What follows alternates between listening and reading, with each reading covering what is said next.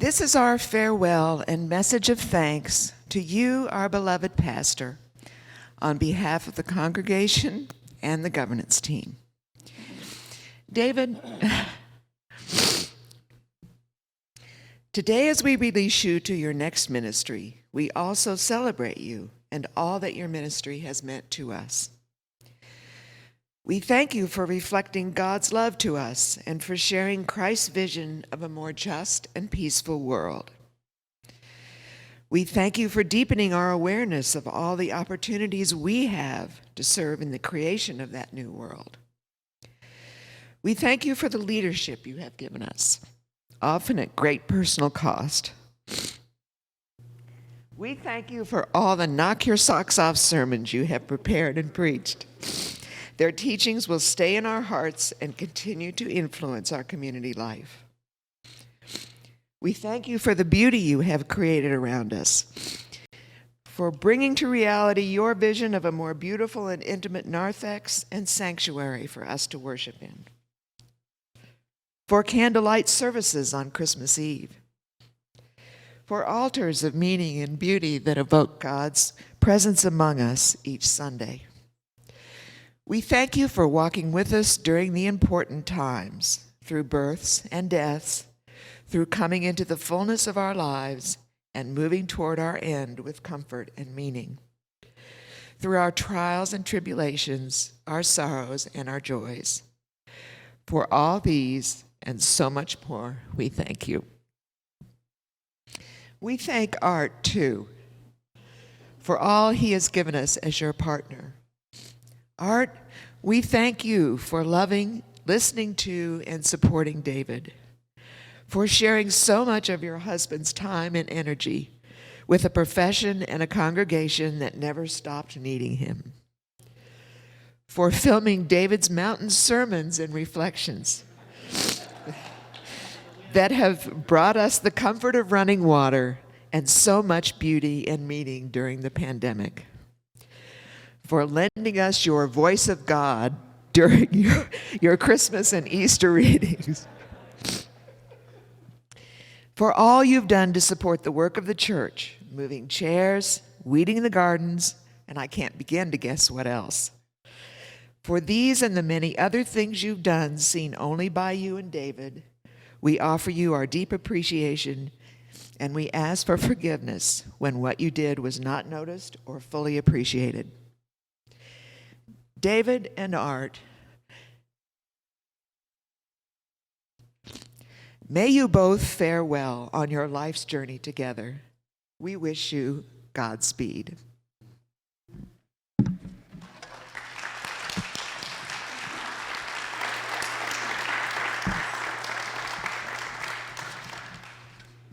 So next you have Kat. Yes.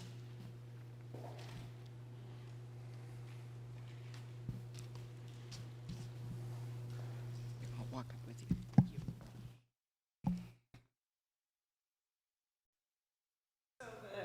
The governance team. We need to use a mic so they can hear online, otherwise they won't hear you. The governance team wanted to give David something to not just remember the congregation and the governance team with, but also to remember Colorado.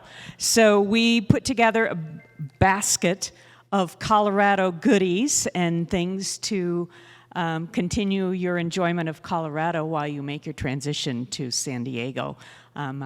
We wish that you and Art enjoy the basket and all it holds.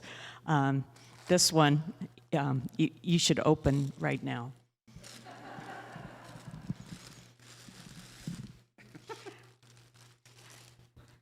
It's a snowball fight in a bag.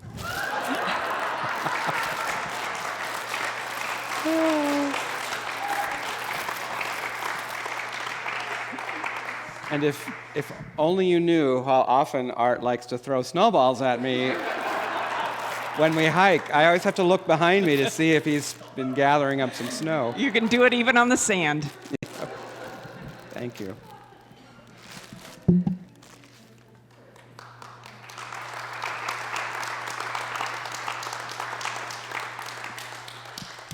I invite Reverend Don Riley Duvall. I asked Don and Rabbi Adam to offer blessings to the congregation and to me. Adam preached at my installation, and so having Adam offer the final benedict blessing means a lot to me. Come on up.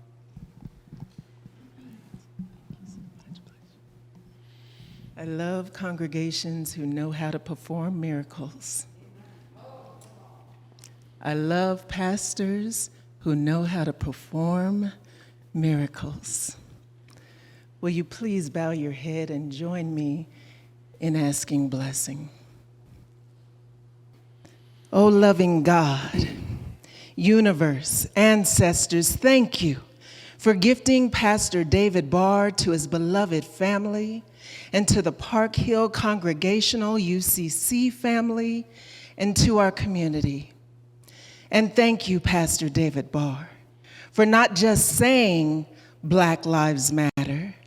Thank you for embodying Black Lives Matter, living Black Lives Matter in your personal life and in your leadership here at Park Hill Congregational UCC. Loving God, universe, ancestors, bless Pastor David and Art with traveling mercies, rest, and abundant love for self, each other, their new community in San Diego, and their new church family. And bless Pastor David so that his fire for Black liberation and racial justice forever burns hot and strong and continues to be reflected creatively, courageously, and powerfully in his ministry. We ask these blessings with peace and compassion in our hearts. Amen. Amen. Thank you so much.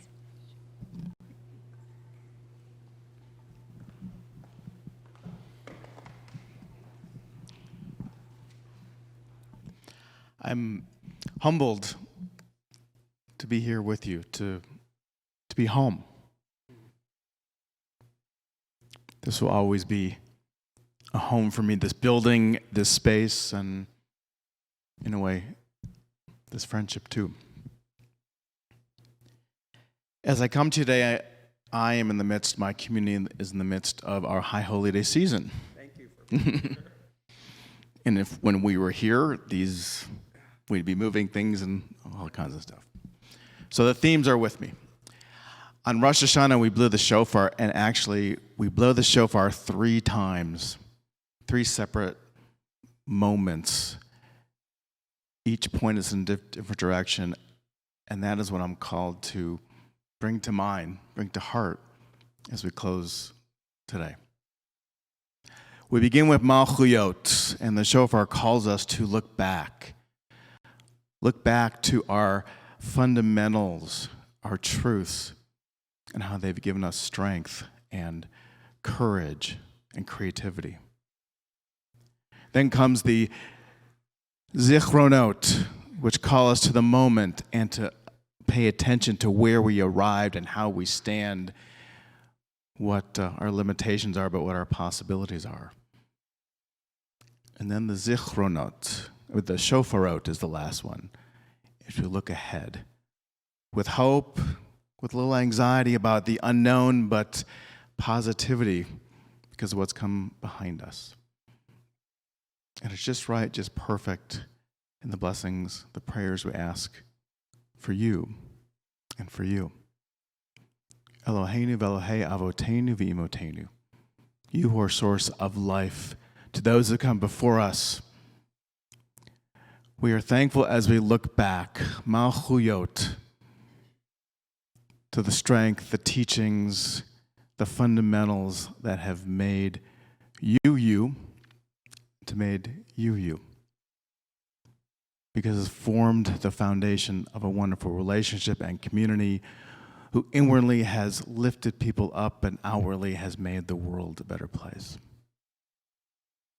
We are grateful and thankful for Zichronot as we remember where we are now and pay attention, and maybe with a sigh, and see how we've come and arrived here through ups and downs and ins and outs, sharing together in sacred relationship of what we have accomplished Benenu together. And we are grateful and hopeful as Shofaro, we look ahead. Yeah, it scares us a bit because it's new and unknown, and we leave each other, and there's brokenness in that. But within that brokenness, as both our traditions teach us, is possibility, is hope. Because of who we've been, who we are, and who we know we may become. Those are the strongest places, amen. So let us remember our past, our present, and look forward with hope and love to our future as our hearts overflow with gratitude for the blessings of this sacred relationship that we have all enjoyed. Amen.